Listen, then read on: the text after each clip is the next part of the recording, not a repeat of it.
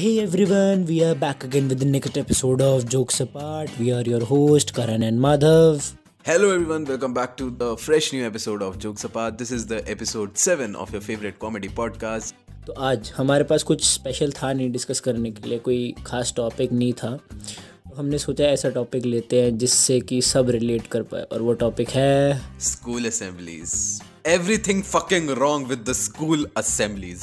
तो ये time period ऐसा है जिसमें सबने कुछ ना कुछ बकचोदी मारी है. हाँ, सबने. तो ये टॉपिक ऐसा है जिसके साथ सब लोग रिलेट कर पाएंगे. बालक ऐसे भी होंगे जो कि हर असेंबली अटेंड करते होंगे, जिसमें से हम नहीं हैं. कुछ बालक ऐसे भी होंगे जिन्होंने असेंबली की शक्ल सालों तक नहीं देखी, जिन्होंने अटेंड ही नहीं करी, और उसमें से एक है माधव सेठी. इस बंदे ने रिकॉर्ड है, सीरियसली बता रहा हूँ, रिकॉर्ड में इसने कभी असेंबली देखी नहीं, इसको पता ही नहीं असेंबली क्या होती है. अच्छा. ऐसी चूतियों की तरह बंद करे जा रहे हैं यार. असेंबली होती क्या है यार? एक चलन चला तो था कि ये बंद करने का, पता नहीं क्या होती है, बस बंद करते हैं इसको. इसको नहीं पता प्रेयर सॉन्ग्स क्या होते हैं. ये उसको प्लेलिस्ट में गाने डाल के सुनता है. I'm really sorry from my anchor side. ये बहुत ही चूतिया लौंडा है.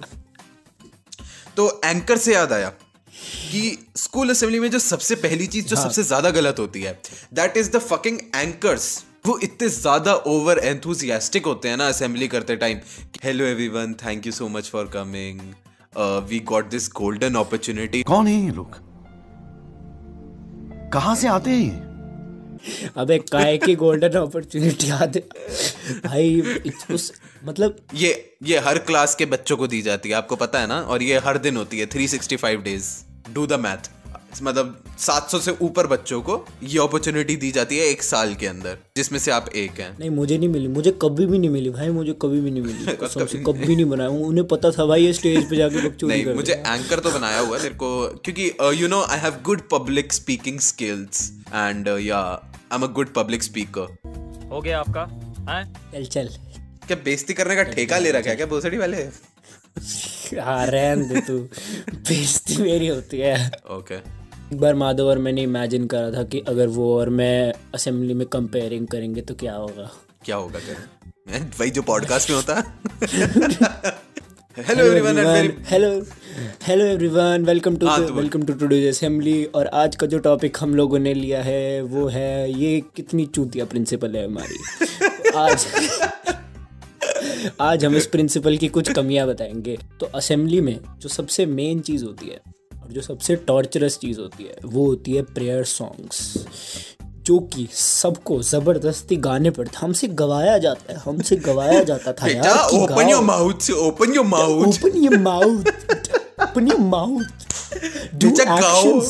Do actions. मतलब गाओ भी और उस साथ में नाचो भी. क्या हम सलमान खान लग रहे हैं क्या यहाँ पे? उड़ दबंग. गाए भी खुद, नाचे भी खुद, प्रोड्यूस भी खुद ही कर दें क्या? चल, बीच में बंदा गा भी रहा है, नाच भी रहा है, बीच में थक गया, बैठ गया, तो वो फिर आ जाती थी मटकाने के लिए. Stand up. आपको बोला किसी ने बेचने के लिए? Assembly going on. आपको पता है स्कूल में वैसी कोई डिसिप्लिन नहीं है. थोड़ा सा तो मेंटेन कर लो यार. आज तो ऑब्जर्वर्स भी आए हुए. प्लीज हमारे स्कूल की इज्जत बचा लो. एक बार ना क्या हुआ कि इन्होंने बोला कि ऑब्जर्वर्स आ रहे हैं, तो हमें असेंबली में ना पूरा ऐसे ढंग से खड़ा कर दिया. ठीक है, पूरा हम सारे अच्छे से खड़े हुए. मतलब जो बंदे बिल्कुल असेंबली में बिल्कुल ऐसे बकचोदी करते थे ना, वो भी ढंग से खड़े हैं कि बिल्कुल ऐसे डर लग रहा है सबको कि ऑब्जर्वर आ रहे हैं. वो ऑब्जर्वर आ नहीं रहे, बहुत देर हो गई. ठीक है, तो क्या हुआ कि अब मैं खड़ा हुआ, मैंने बोला कब आएंगे चूतिया ऑब्जर्वर. तो वो आगे ही खड़े थे. मजाक नहीं भाई, ये गान फट गया.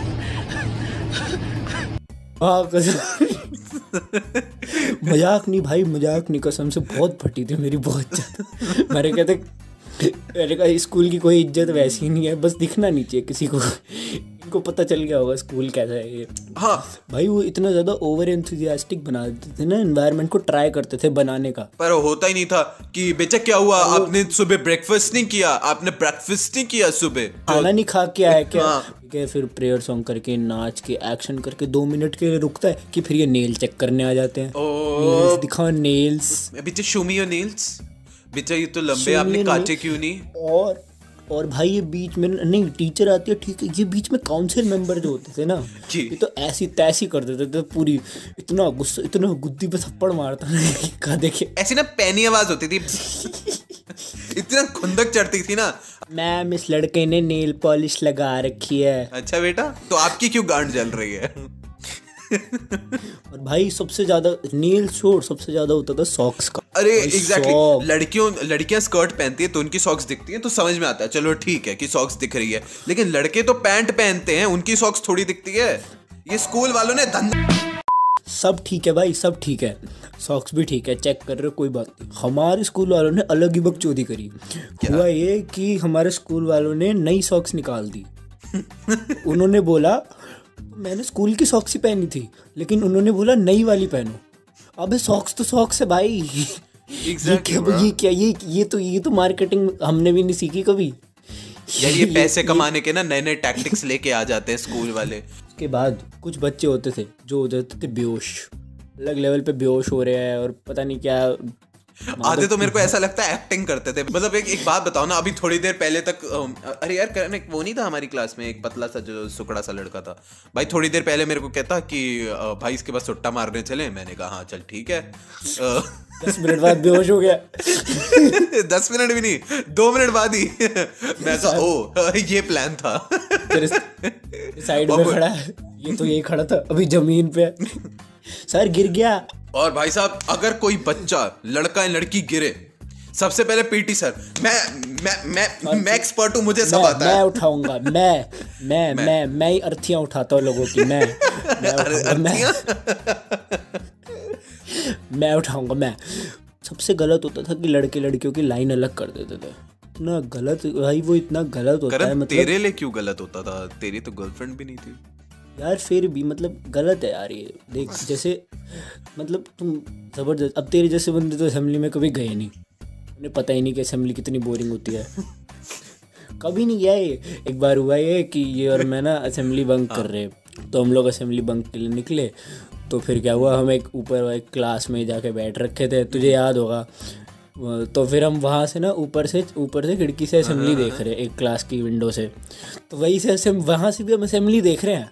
कुछ नहीं भाई, मतलब ना पीछे से टीचर आई, कह रही क्या कर रहे हो? मैंने कहा मैम असेंबली देख रहे थे। कह रही चूती हो, नीचे से जाके देख लो ना। बंक करने की क्या जरूरत है? मतलब भाई पता है क्या, असेंबली अटेंड करनी भी है तो बंक करके ना। एक चीज होती थी, एक और चीज होती थी स्पेशल असेंबली। 3 घंटे का नॉन स्टॉप।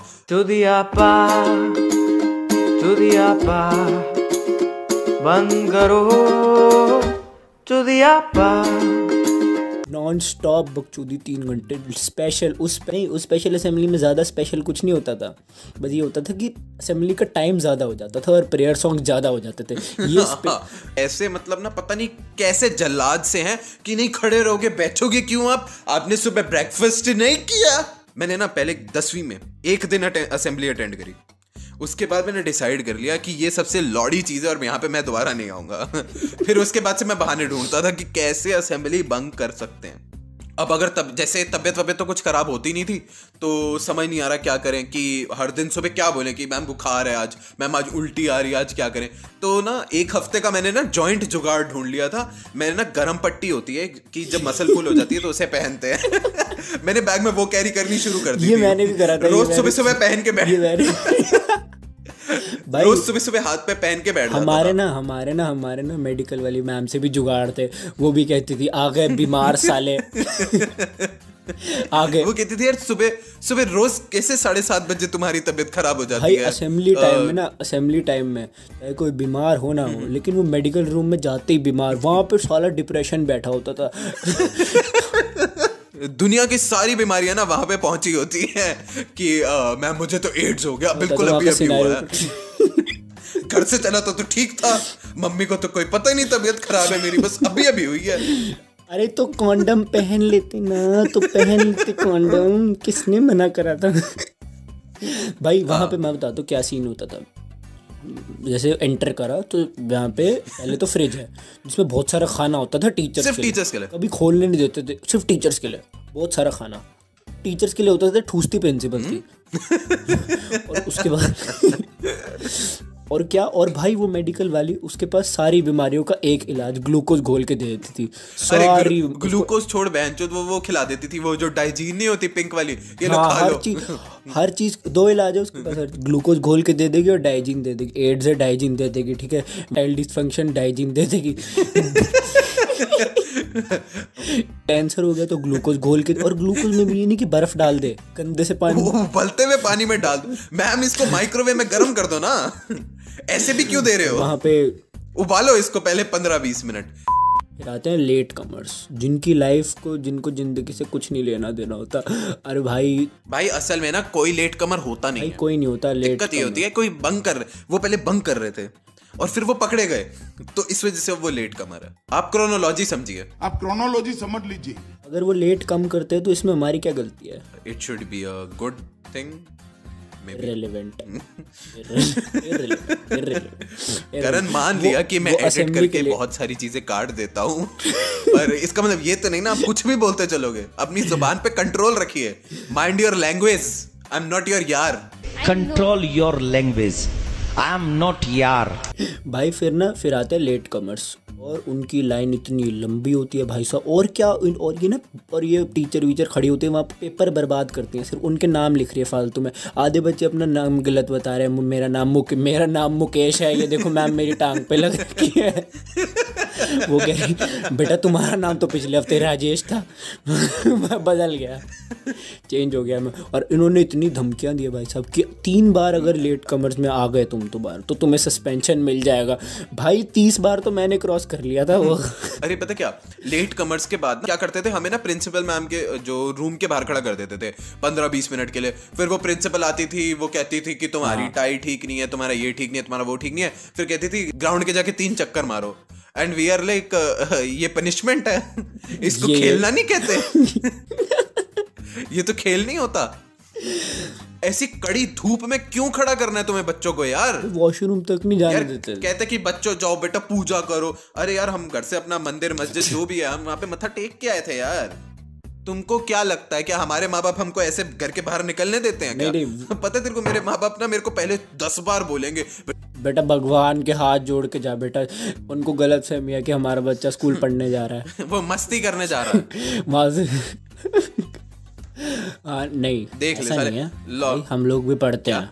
क्या करते हैं हम लोग भी पढ़ते हैं। ये सुना तो लग रहा है शब्द, इसका मतलब क्या होता है?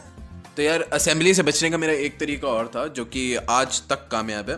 मैं क्या करता था, बीमारी के साथ साथ मैं फेक नोट भी लिख लेता था। और मैं ऐसा बच्चा था जिसने अपने माँ बाप के sign dot to dot copy कर रखे थे। तो मतलब टीचर बेशक उसके बाद उस नोट पे जो साइन है वो मेरी डायरी से मिला ले या फिर मेरे पापा मम्मी के जो रजिस्टर है उससे मिला ले, भाई साहब डॉट टू डॉट कॉपी, हाँ बिल्कुल सेम कर देता था। और मैं वहां पे हमेशा सेम रीजन कि he has a pain in his leg. और इसके पीछे मेरी एक स्ट्रेटजी थी कि मैं टीचर को फिर बोल देता था कि मैम मेरे ना कुछ प्रॉब्लम चल रही है। तो टीचर पूछे कि बेटा आपकी क्या प्रॉब्लम चल रही है? Ma'am it's personal, sorry I won't like to share it. Ma'am मेरी गान में दर्द हो रहा है। बेटा तुम तो हो ही पेन इन दी एस।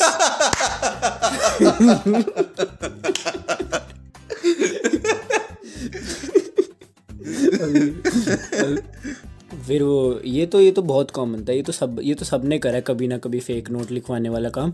लेकिन फेक नोट वाली बात तो ये तो आई अग्री, लेकिन ना करण ये पेन इन द एस वाली चीज तो यार सही कह रहा है तू यार। ये काफी टीचरों ने बोली है बेटा यू आर डिस्गस्टिंग, बेटा यू सक।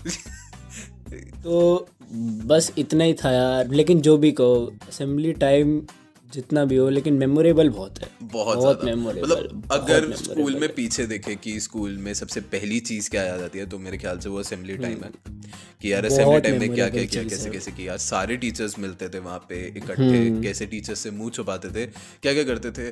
और आप भी हम लोगों को अपने स्कूल के असेंबली टाइम के इंसिडेंट्स हमारे शेयर कीजिए हमारे साथ, हमें बताइए, कमेंट बॉक्स में लिखिए, डीएम कीजिए, जो मर्जी कीजिए।